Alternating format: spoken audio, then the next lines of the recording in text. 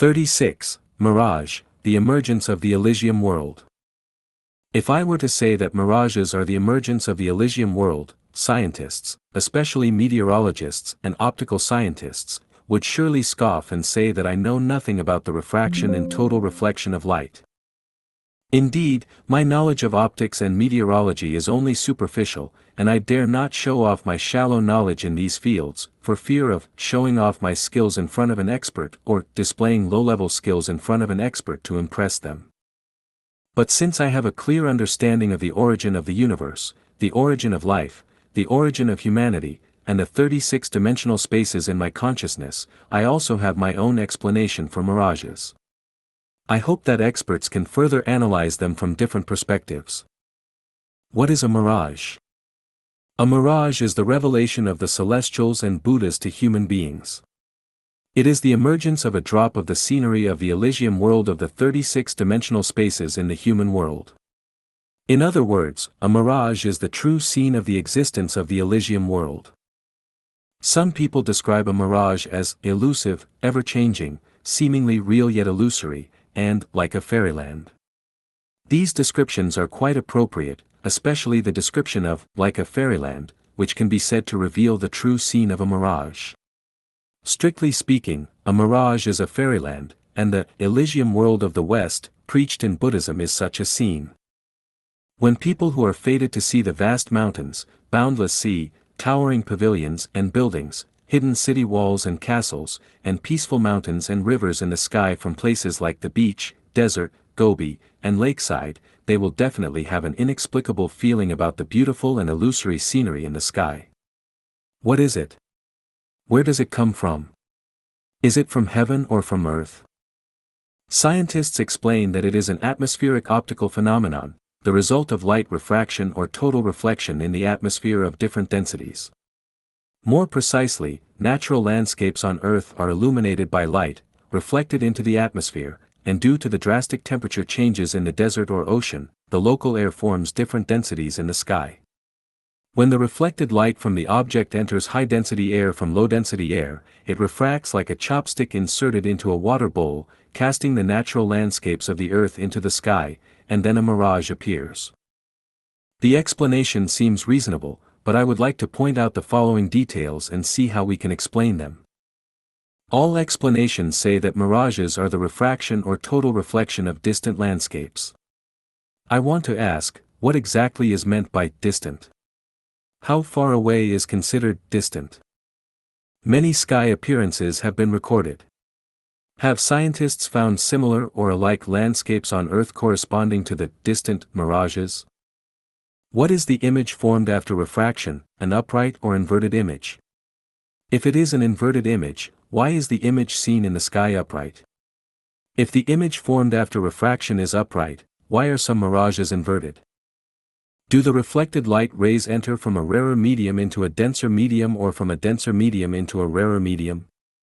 In other words, do the light rays refract from the sky downwards or from the ground upwards? Objects on the Earth reflect light towards the sky only from below, so how can reflections occur from above to below? Of course, we can say that light rays undergo n-fold refraction in the atmosphere, leading to reflections from above to below, but this is only theoretical and does not work in reality. If it did, we would see mirages every day. Experts say that in the scorching sun of the desert, due to the low specific heat of sand, the temperature rises quickly. The temperature of the lower air near the sand rises very high, while the temperature of the upper air remains low. This creates an abnormal distribution of temperature. Due to thermal expansion and contraction, the density of the lower hot air close to the sand is small, while that of the upper cold air is large. Therefore, the refractive index of the air is smaller in the lower layer and larger in the upper layer. When light reflected from distant higher objects enters from the denser upper layer to the rarer lower layer, it is refracted continuously, and the incident angle gradually increases. When it becomes equal to the critical angle, total reflection occurs, resulting in a mirage. This theoretical analysis seems reasonable, but I have a question. If this theory is correct, then mirages should be seen frequently in the sky above deserts all over the world. Why do some deserts not have mirages for decades? Are those deserts not within the scope of this theory? Of course, experts can argue that the desert where a mirage occurs must have a special geographic and climatic environment. Without this special nature, even if there is a desert, a mirage will not appear in the sky above it. So, I want to ask, what are the special conditions that make a mirage appear in the sky above a desert? Which desert on Earth does not have these special conditions? As for the mirages that occur near the sea, experts explain it this way: in the summer, on calm and still water, the upper layer of air is heated and has lower density, while the air near the water surface is cooled by the water current and has higher density. When the temperature difference between the upper and lower layers of air is large and the density is lower in the upper layer and higher in the lower layer, light reflected from islands, towns, ships, and other objects on the horizon can be refracted or totally reflected up and down, thus causing a mirage. Yes, during summer, the air above the sea is prone to forming a density pattern of lower density at the top and higher density at the bottom. But what about autumn and winter? On December 16, 2002, the Shandong region entered winter, so why did a mirage still appear on the Penglai Peninsula? If the expert's theory is correct, then the air above the sea during summer should always have this density pattern, so why aren't mirages seen above the sea worldwide? In recent years, mirages have frequently appeared in the air above the Penglai Peninsula in Shandong. Some experts claim that this is due to the results of recent environmental cleanup efforts, with the air now being fresh and the environmental quality being high, leading to frequent mirages. This claim seems more like a politician's language rather than a conclusion from experts. If this is indeed the expert's viewpoint, then I have a question.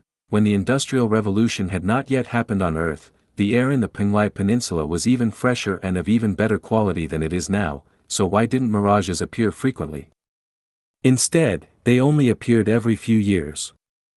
How does the air quality in Hawaii compare to that of the Penglai Peninsula, and why aren't mirages seen frequently there? Of course, experts will argue that the unique natural environment of the Penglai Peninsula is the main factor leading to the appearance of mirages, and other places do not have this uniqueness, making it less likely for mirages to appear. If this claim is correct, then I must ask another question: since the Penglai Peninsula has a unique natural condition, shouldn't the appearance of the mirage be roughly the same each time? Why do the images of the mirage differ every time it appears? Does the natural environment of the Penglai Peninsula change every year? From the theory of light refraction, we know that when light passes through a medium with uniform density, its direction and speed of propagation usually remain unchanged. However, when light passes through two media with different densities at an oblique angle, at the interface where the two media meet, not only does the speed of propagation change, but the direction of the light also deviates. This theory is correct, but if we use this theory to explain mirages, it is not acceptable.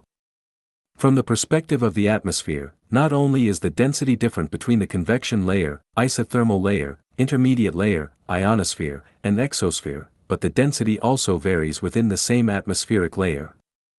Therefore, when the sun shines on the Earth, there must be light refraction occurring, and just like how we see the moon in the water, we can also see many illusory suns in the atmosphere. So why can't we see them? The density of air is not only different during the day but also at night. When the full moon hangs in the sky, we can see the mirage of the moon reflecting on the water. So why can't we see the illusory reflection of the moon refracted into different densities of air in the sky? My explanation for the mirage is that it's not a reflection of earthly scenery in the sky, but a distortion of time and space of the Elysium world, which is a deliberate arrangement by the greatest creator to indicate to humanity that your sky is not illusory, but another time and space, another world, and that you humans have a bright future.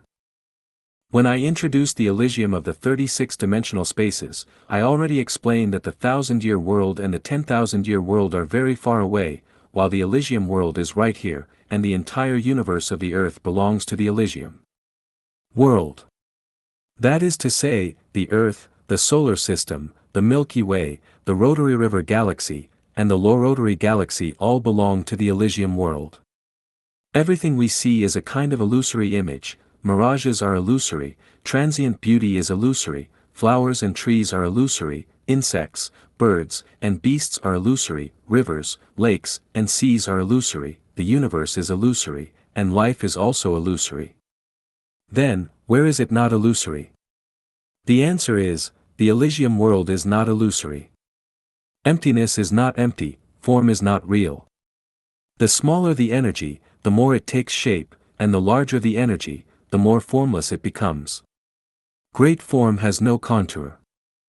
Why can't we see the Elysium world then? Because our eyes don't have that structure. Can we see ultraviolet and infrared rays? Can we see electromagnetic and biological waves? Can we see gamma and beta rays? We are in a wonderful world, Elysium world, but we only see less than 3% of the world around us. Why can't we see it?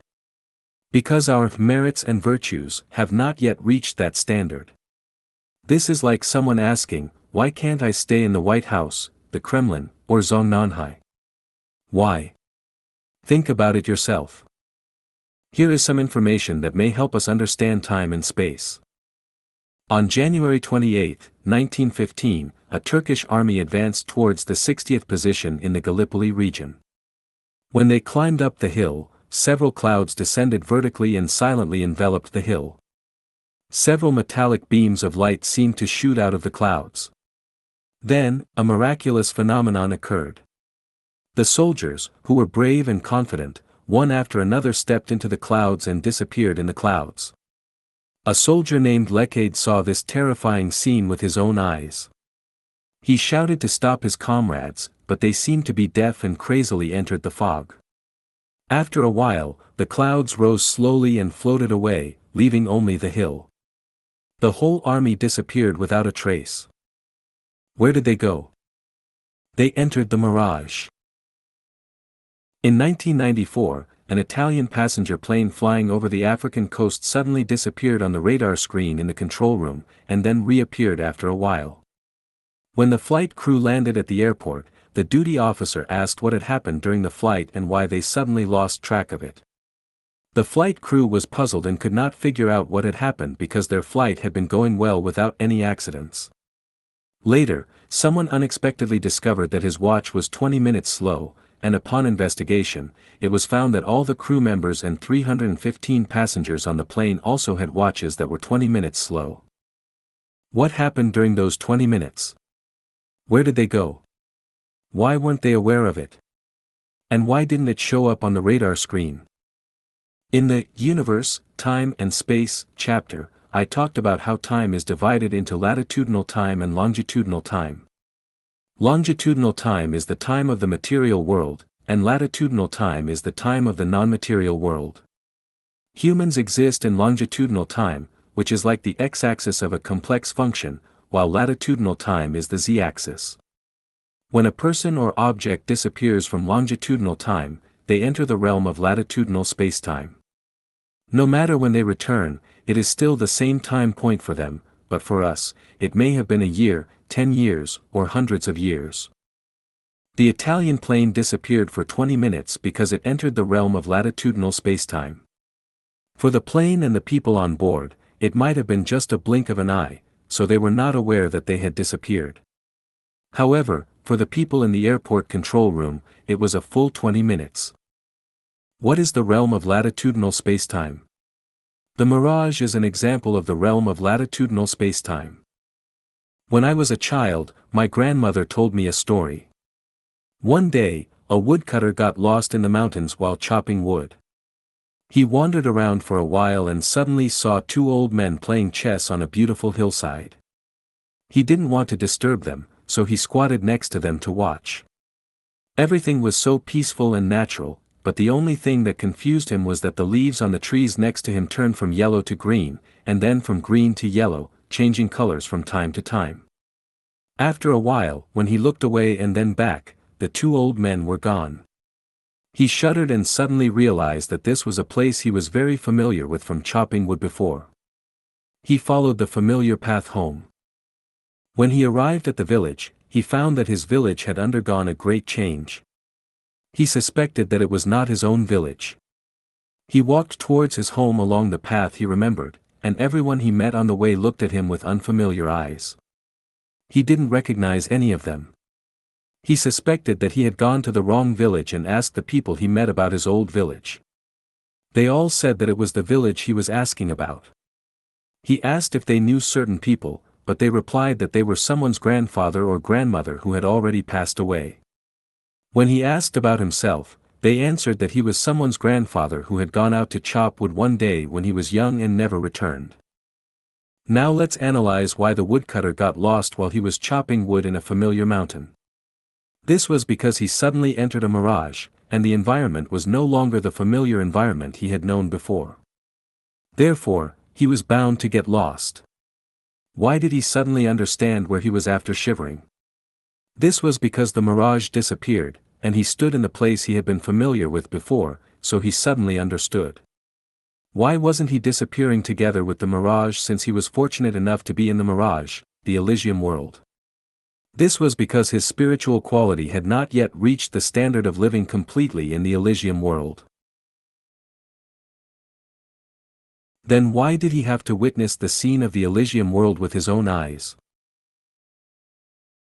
This was because he was destined to, and the two old men playing chess were definitely his relatives and friends in his previous life who had come to enlighten him and make him understand that although he did not yet have the qualifications to live completely in the Elysium world does exist.